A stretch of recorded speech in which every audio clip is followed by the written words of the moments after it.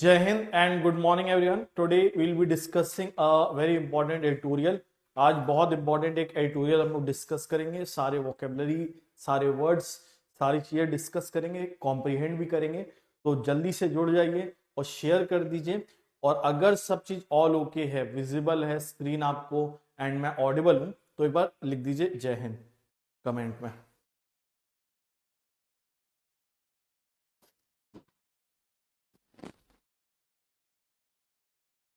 अब चलिए फिर आज की क्लास बिगिन करेंगे। The Hindu editorial analysis, the Hindu के एडिटोरियल का एनालिसिस करेंगे और साथ ही साथ वोकेबलरी भी समझेंगे जो एडिटोरियल में पूछी जाती है, या मतलब एडिटोरियल से रिलेटेड जो एग्जाम में आपके आती है, उसको भी हम लोग डिस्कस करेंगे। तो अभी हम लोग इसको कॉम्प्रीहेंड करेंगे, लेकिन कॉम्प्रीहेंड करने से पहले हम लोग ये वर्ड्स के कुछ मीनिंग देख लेते हैं जो वर्ड्स इसमें यूज किए गए हैं। तो पहला हमारा वर्ड है वोकेबलरी का रिस्पाइट। अब देखिए रिस्पाइट क्या होता है, what is the meaning of respite. Respite के दो मतलब होते हैं। एक होता है रिलैक्सेशन, मतलब किसी को आराम देना। जैसे आप बहुत ज्यादा मेहनत कर रहे हैं और बहुत ज्यादा हार्डवर्क कर रहे हैं, तो टीचर आपको रिलैक्सेशन देगा यानी रिस्पाइट देगा। Teacher will give you respite. अब इसका सिनोनिम देखें, सिनोनिम होता है इसका ब्रीदर। ब्रीदर मतलब भी क्या होता है, आराम होता है। मतलब बिल्कुल सांस तो लेने दो, है ना। जैसे कोई आपसे लगातार काम करा रहा है, या पेरेंट्स आपसे कह रहे हैं घर की सफाई करो, ये भी करो वो भी करो, तो आप कहेंगे थोड़ा तो आराम दो, विश्राम दो। तो उसको ब्रीदर कहते हैं हम लोग। तो ब्रीदर। उसके बाद नेक्स्ट वर्ड हमारा आता है लल, है ना। वैसे तो लुल वर्ड आपने सुना होगा, लेकिन लल मतलब क्या होता है, ऐसा पीरियड ऑफ रिलैक्सेशन जब आप रिलैक्स करेंगे। जैसे आई एम जस्ट ललिंग, मतलब मैं बिल्कुल रिलैक्स कर रहा हूँ। क्लियर। तो Abhishek ji good morning ji, Raj ji good morning.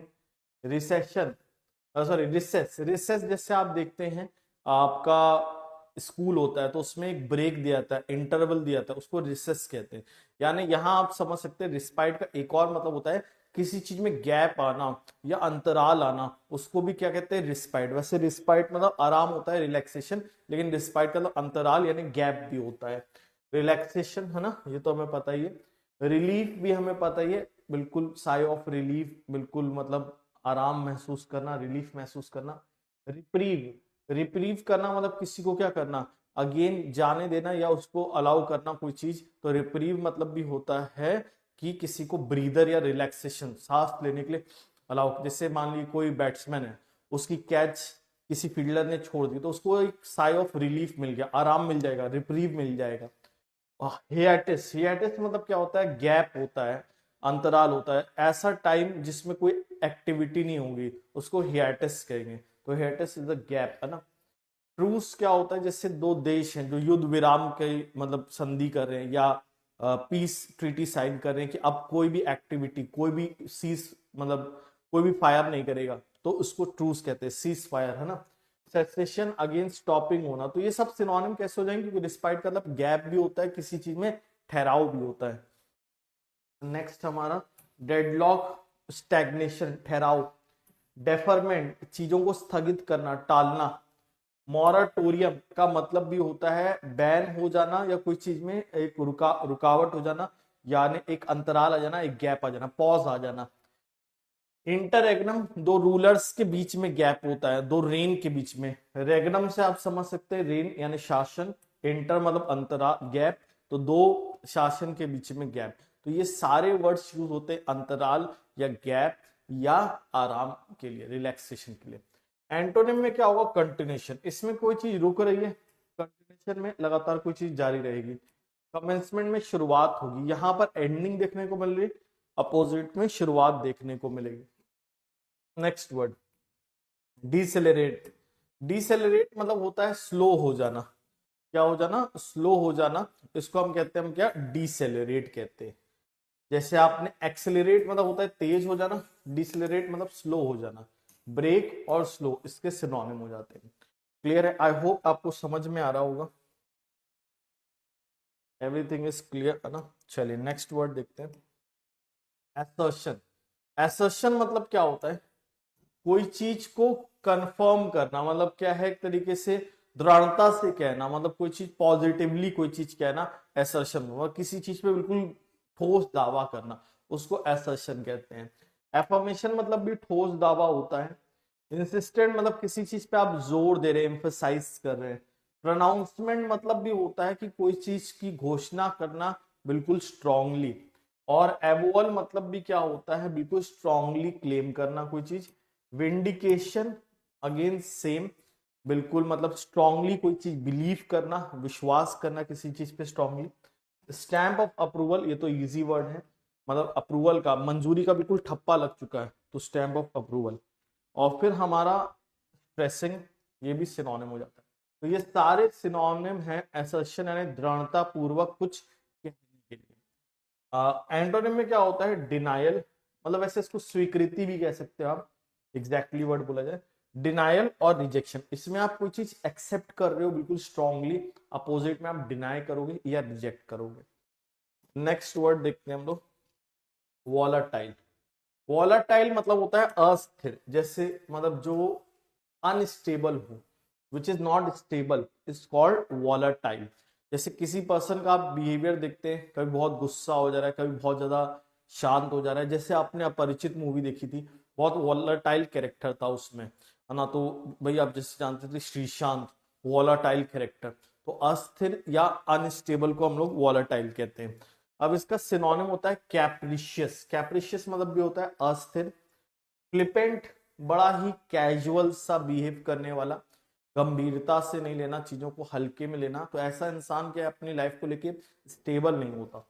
Frivolous, again कैसी बात करेगा, सिली बातें करेगा, यानी सिली इन द सेंस कि मतलब बेतुकी बातें करेगा, हल्की बातें करेगा, यानी सीरियस नहीं होगा। तो उसको हम लोग क्या कहते हैं, फ्रिवलेस कहते हैं ना। मर्कुरियल, तो मरकरी से याद कर लेंगे केमिस्ट्री से, मर्कुरियल मतलब वोलाटाइल। विम्सिकल, जो मन में आ रहा है वो कर रहा है, तुगलक टाइप, बिल्कुल मतलब शासन में जो मतलब मेंटली अनस्टेबल है, मतलब सपने में जो चल रहा है उसको कहते हैं विम्सिकल। काल्पनिक चीजें सोच रहे हैं आप, जैसे लाइफ में भी होता है कई बार आप सपने देखते रहते हैं तो विम्सिकल दुनिया में होते हैं अपनी ना। विम्सिकल आपने सुना होगा, चेयर्स वगैरह भी सुना होगा, या साउंड होती हैं। तो ये अनस्टेबल होगा, बिल्कुल इमेजिनरी हमेशा रहेगा। Antonym, constant, stable, steady, firm, यानी ये सब क्या है, स्ट्रांग रहेगा, अडिग रहेगा, कांस्टेंट रहेगा, और स्टेडफास्ट ना, बिल्कुल डिटरमिन्ड रहेगा। तो ये अनस्टेबल है, अस्थिर, ये स्थिर रहेगा अपोजिट में। नेक्स्ट वर्ड देखते हैं, स्टम्बलिंग। स्टम्बलिंग मतलब दो मतलब होता है, हकलाना होता है, स्टम्बल करना। या स्टम्बल का मतलब क्या होता है, गिरना भी होता है, फॉल्टर करना भी होता है। तो जैसे आप स्टम्बल कर रहे हैं, मतलब आप क्या कर रहे हैं, फॉल्टर कर रहे हैं, मिस्टेक हो रही है, गलतियां हो रही हैं आपसे, या रुकावट हो रही है, आप बिल्कुल स्मूथली आगे नहीं बढ़ पा रहे। जैसे मैथ्स में गड़बड़ कर देते हैं, हर क्वेश्चन के बाद रुक जाते हैं, या पैसेज में स्टम्बल करते हैं, रीड करते करते मीनिंग नहीं समझ में आता। तो स्टम्बलिंग मतलब क्या होता है, जो रुक रुक रुक के कोई चीज करेगा, या आपका मतलब एक तरीके से फ्लो ना होना, मतलब स्मूथ ना होना। तो इसका सिनोनिम होता है फॉल्टरिंग, स्टटरिंग, स्टैमरिंग। स्टैमरिंग जैसे आपने देखा था वो किरण वाली मूवी में, है ना, और जब शाहरुख खान कहते हैं किरण, तो ये होता है स्टैमरिंग होता है ना। ये मजाक नहीं हो रहा, मैं समझाने का तरीका बता रहा हूँ कि सब मतलब कि स्टैमरिंग में क्या होता है, हकलाना होता है। फ्लोइंग, एंटोनिम में क्या होता है, फ्लोइंग, फ्लो करता है, और स्मूथ होता है। तो ये हमारे एंटोनिम्स हो जाएंगे। क्लियर है, कोई डाउट इसमें? देन नेक्स्ट वर्ड देखते हैं हम लोग, इंटेंसिफाइंग। इंटेंसिफाइंग मतलब क्या होता है, किसी चीज की तीव्रता में बढ़ोतरी होना, मतलब कोई चीज तीव्र हो जाना, बहुत ज्यादा इंक्रीज हो जाना। जैसे आप देखते हैं सनलाइट है, बहुत ज्यादा इंटेंसिफाई हो जाती है। या ट्रेविस हेड की जो भैया हेडेक है, जो सरदर्द वो दे रहा है, वो इंटेंसिफाई होता जा रहा है, गहराता जा रहा है, भारत के लिए वो बढ़ता जा रहा है, इंक्रीज होता जा रहा है। तो इंटेंसिफाइंग का मतलब होता है इंक्रीजिंग, बढ़ना। ऑर्ग्यूमेंटिंग मतलब भी होता है बढ़ना। मैग्नीफाइंग, मैग्नीफाइंग में कोई चीज बहुत विशाल दिखती है, कोई बहुत चीज बड़ी दिखती है, तो मैग्नीफाई हो जाना, यानी बड़ा हो जाना, विशाल हो जाना। मल्टीप्लाई कर जाना, अगेन बढ़ना। Accentuating, emphasising. अब देखो इंटेंसिफाइंग मतलब किसी चीज पे जोर देने के लिए भी होता है, तो इसलिए इसका सिनोनिम एक्सेंचुएटिंग भी होता है और एम्फसाइजिंग भी होता है। अब इसके एंटोनिम में आते हैं। एंटोनिम क्या होता है, डिक्रीजिंग और डिक्लाइन। इंटेंसिफाइंग में बढ़ रहा है, अपोजिट में क्या करेगा, गिरेगा, यानी डिक्लाइन करेगा, डिक्रीज करेगा। यहां तक आप लोग को क्लियर है, समझ में आ रही है, मजा आ रही है? बोलो ऑल क्लियर। जितने बच्चे देख रहे हैं क्लियर हो रहा है आपको? अब देखते हैं नेक्स्ट, कॉम्पेलिंग। कॉम्पेलिंग का मतलब क्या होता है? कोई चीज विवश होके करना या फोर्स में करना, जबरदस्ती करना, उसको हम क्या कहते हैं? कंपेलिंग कहते हैं। तो कंपेलिंग का सिनोनिम क्या होता है? कॉन्स्ट्रेनिंग। कॉन्स्ट्रेनिंग मतलब कि क्या होता है? किसी चीज पे आपका बिल्कुल एक तरीके से जबरदस्त मतलब फोर्सफुली हो रहा है, आप पे एक बंधन है, बाध्य है, तो उसको हम कॉन्स्ट्रेनिंग कहते हैं।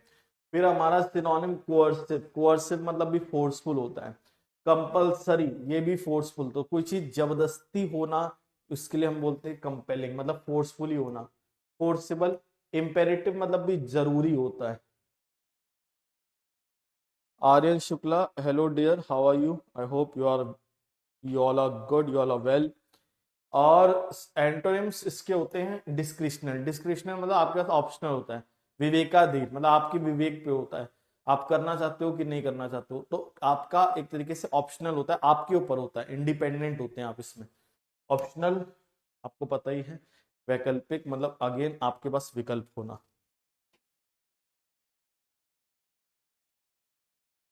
बेटा शिबू, आपका नाम इसलिए नहीं लिया क्योंकि अभी आप अभी अभी आए हैं जस्ट, तो इसीलिए अभी आपका नाम लिया गया है। तो मजाक कर रहा हूं। तो नेक्स्ट वर्ड पे आते हैं, इम्प्लाई। और कोई भी हाँ जिनका नाम नहीं लिख गया है, नहीं लिया गया है, तो वो बताए, है ना?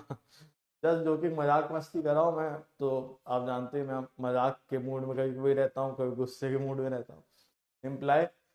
इम्प्लाई का मतलब क्या होता है? संकेत करना, एंटेल, हिंट, सिग्निफाई, कोई चीज एज अ साइन देना, हिंट करना। उसके बाद सजेस्ट, बी टोकन, इशारा होना, किसी चीज का संकेत होना। कनोट, अगेन कोई चीज इम्प्लाई इनडायरेक्टली संकेत होना, किसी चीज से कोई हम संकेत निकालते हैं पॉजिटिव या नेगेटिव, उसको कनोट कहते हैं। इंसिनुएट भी इनडायरेक्टली कोई चीज कहते हैं। इंटेंट कोई चीज की नियत रखते हैं, इंटेंशन रखते हैं। अपोजिट में एक्सप्रेस कर देते हो, इसमें आप इंटेंशन रख रहे हो, नियत रख रहे हो, संकेत दिखा रहे हो। अपोजिट में एक्सप्रेस कर दोगे, खुल्लम खुल्ला कह दोगे या स्टेट कर दोगे, बता दोगे। तो आई होप आपको ये समझ में आ गया होगा सबको। वाजी, आर्यन एंड शिबू एंड अभिषेक जी, आपका बहुत बहुत धन्यवाद हमारी क्लास में जुड़ने के लिए। हेल्म। हेल्म क्या होता है?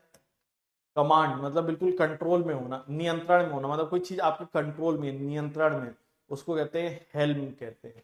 तो कमांड, लीडरशिप मतलब भी होता है आपका नेतृत्व करना किसी चीज का। रेंस मतलब अगेन बिल्कुल भागदौड़ होना, लगाम आपके हाथ में होना, रेंस होता है।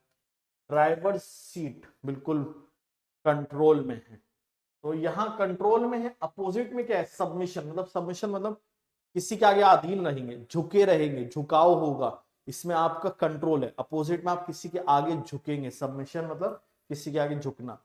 इन रैंक्स, यहां पर आप क्या हेल्प में मतलब लीडरशिप में। इन रैंक्स मतलब आप क्या है कि एक आम जन मतलब जैसे आम प्रजा में होंगे, या एक तरीके से जैसे आप देखते हैं ना कोई भी जैसे आर्मी होती है, या तो आर्मी में एक हेल्म में होता है कंट्रोल, बाकी लोग उसका ऑर्डर सुनते हैं, तो वो क्या होता है? इन रैंक्स होते हैं। तो ये चीज याद रखिएगा। नेक्स्ट वर्ड पे आते हैं, प्रूडेंट। प्रूडेंट मतलब होता है केयरफुल, सतर्क। कॉशियस मतलब भी सतर्क।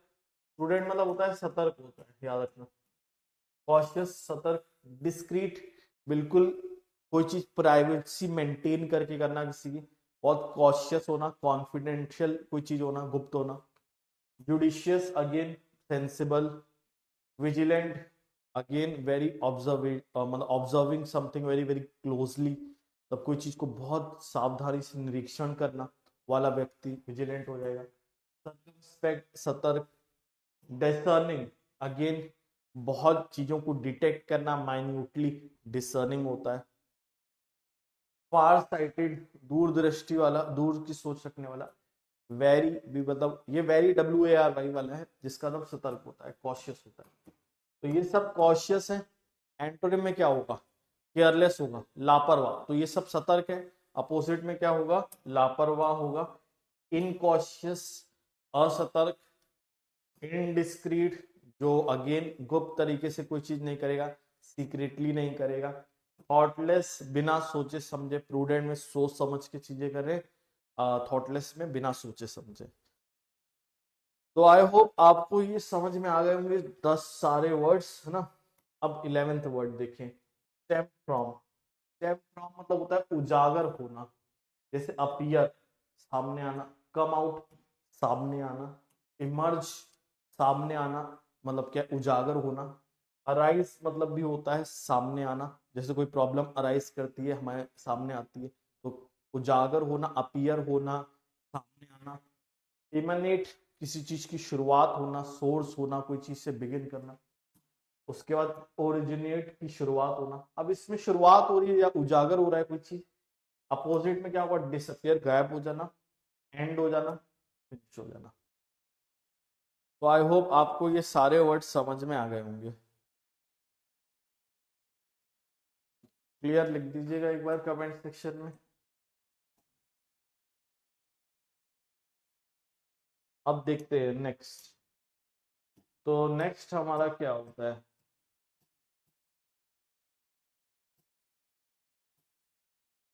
नेक्स्ट हमारा रीडिंग होगा, जिसमें हम कॉम्प्रीहेंड करके आपको बताएंगे।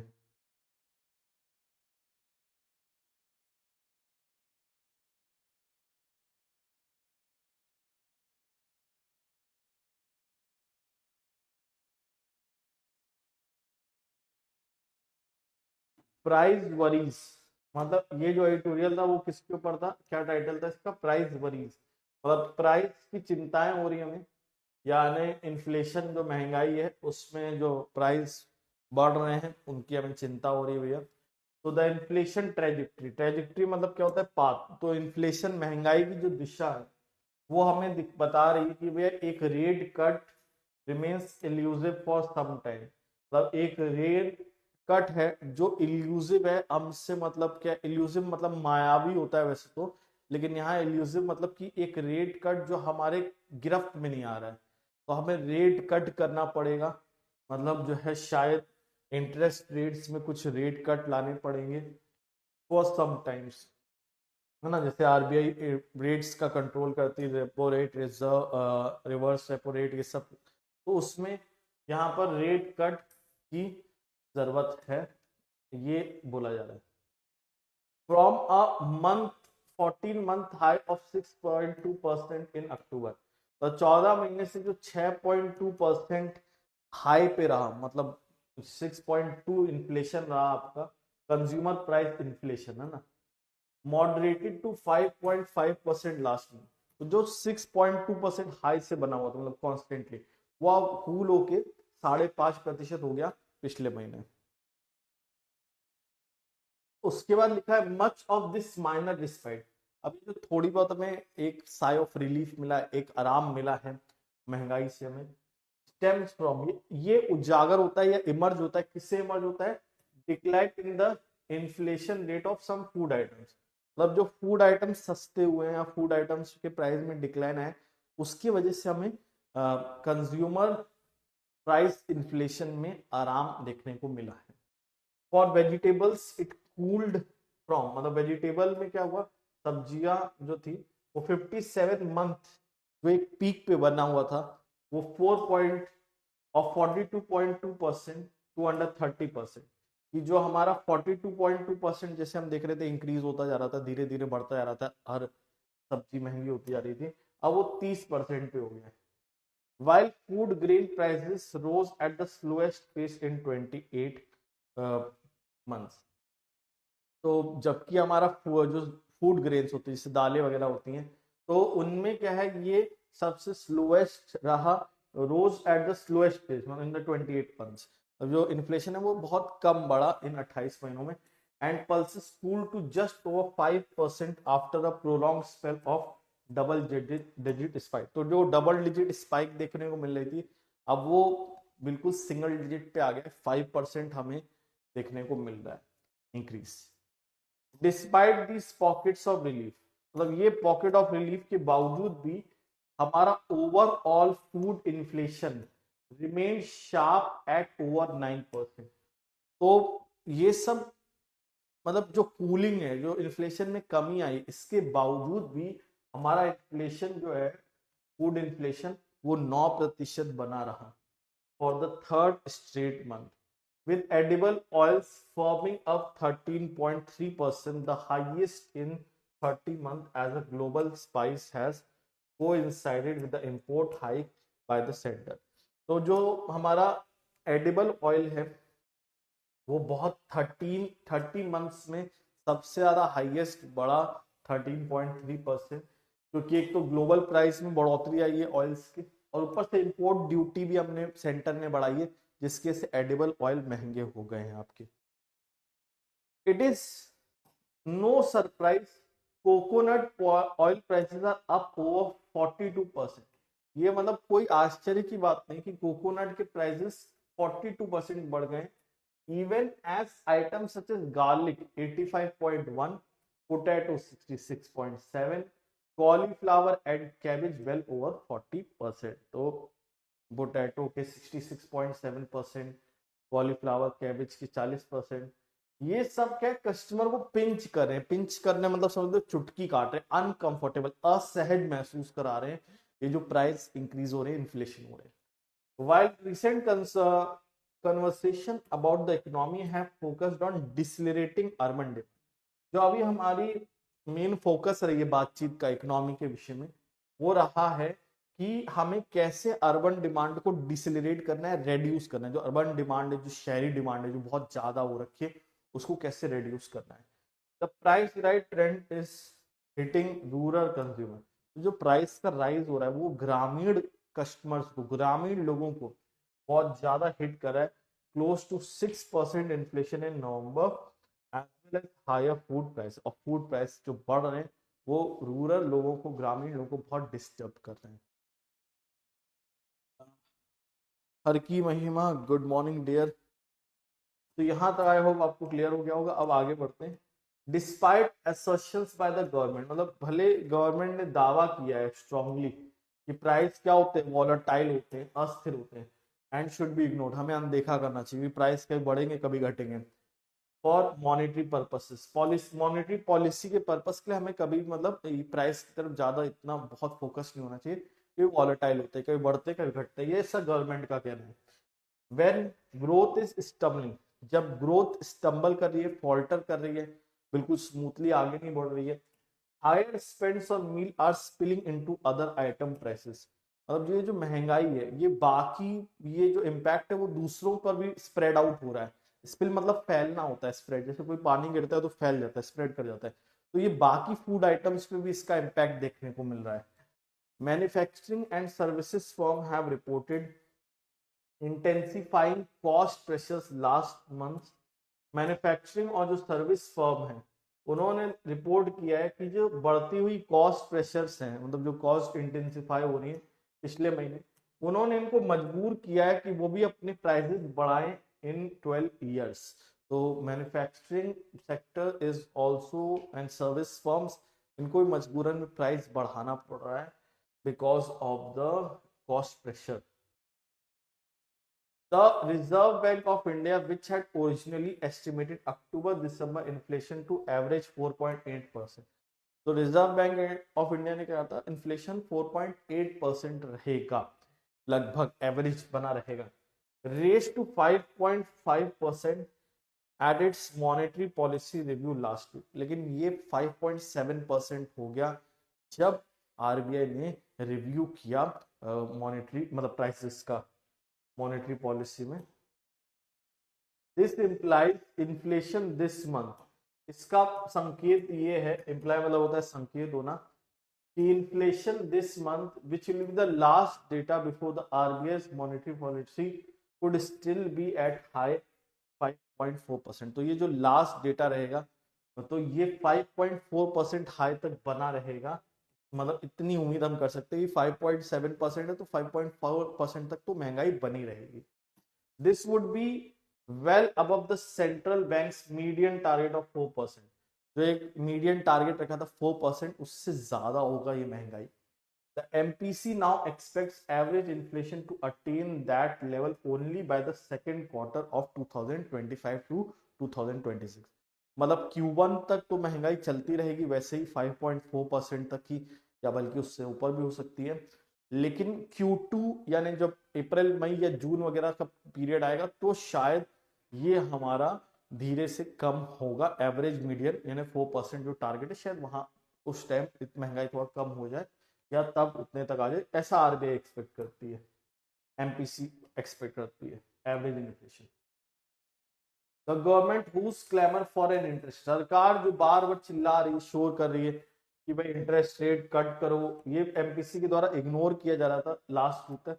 मे be hoping its new appointee at the help of Mint Street another finance minister insider may oblige with more urgent and bigger rate cuts। तो जो रेट कट के लिए बोला जा रहा था आरबीआई से, प्रेशर बनाया जा रहा था, अब हो सकता है कि जो नए हमारे नेतृत्व लीडर आए हैं of Mint Street, new appointee जिनका नया अपॉइंटमेंट हुआ है, जो फाइनेंस मिनिस्ट्री से आते हैं, वो शायद कुछ रेट कट्स करें जिससे हमारा ग्रोथ सपोर्ट हो। While some assert, हालांकि कुछ लोगों का क्या है, दावा है कि rate cut meet is virtually cemented. फरवरी की जो एमपीसी होगी उसमें जरूर रेट कट होगा going by current trends. The data may not back such a move, लेकिन जो डेटा है वो ऐसे मूव को बैक नहीं करेगा, क्योंकि सपोर्ट नहीं करेगा। As growth might recover a bit and inflation में कूल अ टैड मोर, कि ग्रोथ थोड़ा सा बढ़ सकती है और इन्फ्लेशन थोड़ा सा कम हो सकता है, कूल कर सकता है। डस डिमिनिशिंग एनी अर्जेंसी, मतलब ज्यादा फर्क नहीं आएगा रेट कट से, थोड़ा सा ही फर्क आएगा, तो कोई अर्जेंसी और ज्यादा नहीं क्रिएट होगी कि हाँ हमें कुछ करना है या पैनिक बटन दबेगा, ऐसा कुछ नहीं होने वाला है। तो अगर आप रेट कट भी करोगे तो मार्जिनल इम्पैक्ट पड़ेगा, as per the Hindu editorial के जो ऑथर है उनके पड़े। that the center would have presented its budget, centre अपना बजट प्रेजेंट कर चुकी होगी 2025-26 by the next MPC meet, may help the rate cut going forward if it demonstrates fiscal prudence and steps to ease citizens living cost। तो centre क्या present करेगी budget जब next MPC meet होगा, तब तक ये शायद मदद कर सकता है रेट कट में। भाई जब बजट प्रेजेंट होगा तो वो एक अच्छा बजट होगा, तो वो रेट कट को अलाउ कर सकता है going forward if it demonstrate, अगर दिमाग मतलब अगर वित्तीय समझदारी दिखाई और ऐसे स्टेप्स उठाए जो सिटीजन की लिविंग कॉस्ट को क्या करे, कम कर दे। तो ये हमारा था पूरा सारांश इस एडिटोरियल का। आई होप आपको समझ में आ गया हो, आपको क्लियर हो गया। ठीक है, तो जितने भी लोग रिकॉर्डेड में देख रहे हैं वो इसको 2x मोड पे देख लीजिएगा, ठीक है, क्योंकि अगर आप लाइव देख रहे हैं या अगर अपने अकॉर्डिंग स्पीड देख लीजिए, अगर आपको लग रहा है कि बहुत फास्ट था तो स्लो कर लीजिएगा, बहुत अगर स्लो लग रहा था तो फास्ट कर लीजिएगा, रिवाइज जरूर कर लीजिएगा। ये सारे वर्ड्स है ना, ये सारे हमारे vocabulary, respite, breather, lull, recess, relaxation, relief, reprieve, hiatus, truce, cessation, deadlock, deferment, interregnum, moratorium, antonyms, continuation, commencement, decelerate, synonym, break, slow, antonym, accelerate, और उसके बाद assertion, affirmation, insistence, pronouncement, avowal। देखिए अब याद मतलब इसको रटने बैठोगे तो भूल जाओगे, रीड कर लेना है ना, जैसे मैं रीड करूं avowal, vindication, stamp of approval, stressing, कम से कम 2 बार रीड कर लेना, उससे क्या होगा ना, ये वर्ड याद हो जाएगी। डिनायल, रिजेक्शन, ये एंटोनिम हो जाएगा। वॉलेटाइल, स्थिर, कैप्रिशियस, अस्थिर, capricious, flippant, frivolous, mercurial, whimsical. Antonym constant, stable, steady, firm, steadfast, stumbling, faltering, stuttering, stammering. Antonym, glowing, smooth. Sixth word क्या था? Intensifying, increasing, augmenting, magnifying, multiplying, accentuating, emphasizing. Antonym, decreasing, declining. तो ये सारे words revise कर लेना, बहुत important रहेंगे आपके. Compelling, constraining, coercive, compulsory, forcible, operative, imperative, opposite, discretional, optional. है ना. फिर हमारा क्या था? लास्ट 3 वर्ड भी रिवाइज कर लेते हैं. चलो. इम्प्लाई, इशारा करना, संकेत करना, entail, hint, signify, suggest, betoken, connote, insinuate, intent. Antonym, express और स्टेट. 9 था हेल्म. हेल्म मतलब क्या होता है? नेतृत्व करना, लीडरशिप पे होना, command, leadership, reins, driver seat. Antonym, in ranks और सबमिशन. प्रूडेंट, समझदारी, careful, cautious, discreet, judicious, circumspect, vigilant, discerning, fast sighted, wary. Antonym is careless, incautious, indiscreet और थॉटलेस. अब आते हैं हम लोग आखिरी वर्ड पे और रिवीजन ओवर हो जाएगा हमारा. स्टेम फ्रॉम, उजागर होना, appear, come out, emerge, arise, emanate, originate. Antonym, disappear, end और फिनिश. क्लियर. अब इसी के साथ क्लास भी खैर फिनिश हो जाएगी. तो आई होप आप लोग को समझ में आए हो सारे वर्ड्स. तो आज की क्लास को ये एंड करते हैं. जय हिंद और देसी स्टाइल में ठीक है.